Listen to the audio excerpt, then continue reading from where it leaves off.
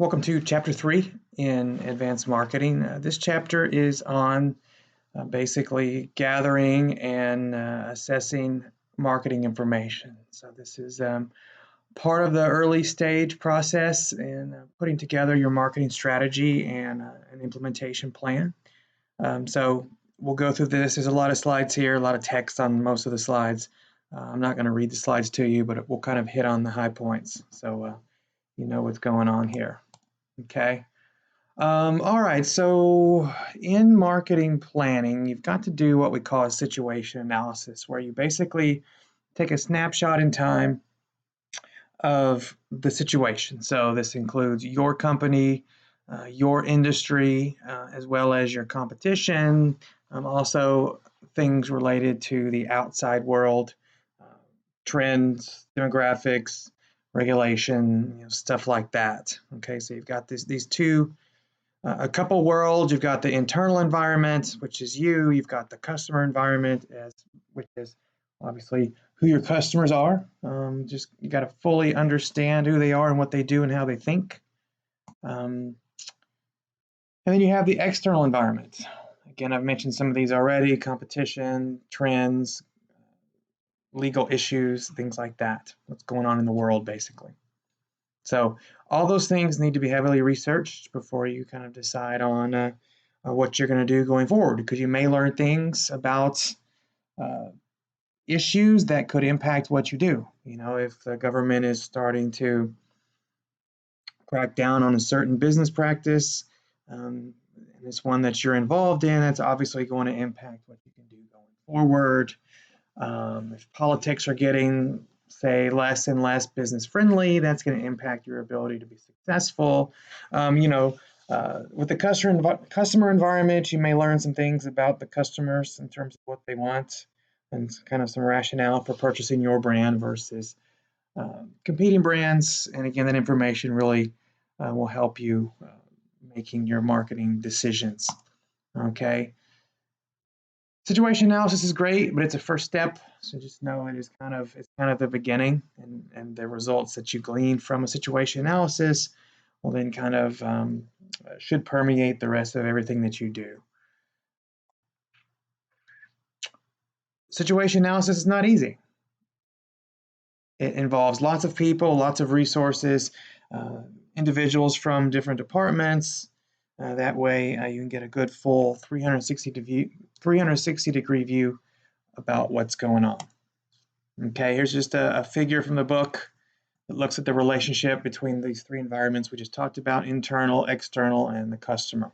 The customer is kind of the go-between between the internal and the external. So you have to kind of address all of these issues as you go through everything. So more kind of slides about the internal environment here. Okay, you're taking a look inward, kind of checking on your existing marketing strategy and what you've done related to that. Financially, where is the organization? Do you have the money to continue to do things that you've been doing, for example?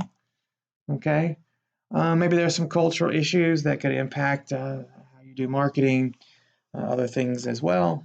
So it's good to kind of keep an eye on those things as well.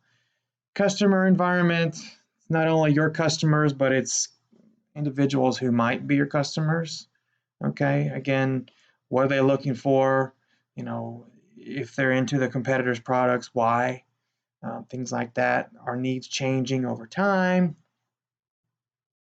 External environment, again, already talked about these a little bit, but there are lots of external things that could impact you both either positively or negatively. Big external environment issue is the competition. Who is the competition? Okay, there are different types of competitors. There's 4 that are talked about in the book: brand competitors, product competitors, generic competitors, and total budget competitors. Okay, so brand competitors, pretty similar in terms of features, in terms of price. So BMW and Mercedes, for example, would be brand competitors. Okay, product competitors, same product, but maybe different quality levels, price levels, things like that. So say BMW, and Kia would be an example of this. Generic competitors are those that, again, are also in the same product category, but they're very, very, very, very, very basic. Okay. So it's kind of as cheap as you can get and still be in the class. So a lot of cell phone brands that are kind of super cheap, super budget phones, we could probably call those generic competitors. Total budget competitors, these are ones that are competing with you for customers based on the limited financial resources. Okay. Competitive analysis itself, looking at the competitors, kind of 5 stages. Again, not going to read through them all. You can do them. I do want to draw your attention to response, though. So basically, it's not just about who is your competitor, but it's also about trying to figure out what they're going to do going forward. Okay, if you can anticipate that, anticipate their response to any sort of move you make, it will greatly increase your ability to make good decisions. Economic growth is a big issue in external environment analysis because the way the economy is moving will impact disposable income and demand and things like that. Okay. Politics are always a big issue. Laws obviously are a big issue. Regulations definitely as well. As of the recording of this chapter in August of 2019, in the state of Texas, some new laws have been enacted, actually more like repealed, to allow microbreweries to sell cases of beer to people on site. So someone can drive up to the brewery, buy a case of beer, and take it home. Up until recently, they couldn't do that, but they've just changed the laws to make that happen. So if you're a microbrewery, this legal/regulatory issue provides a significant opportunity for you to start selling products on site for take home. All right, technological advancements, these are always a big deal. They're threats, they're also opportunities. 2 types of technology. Front stage are ones that customers know about.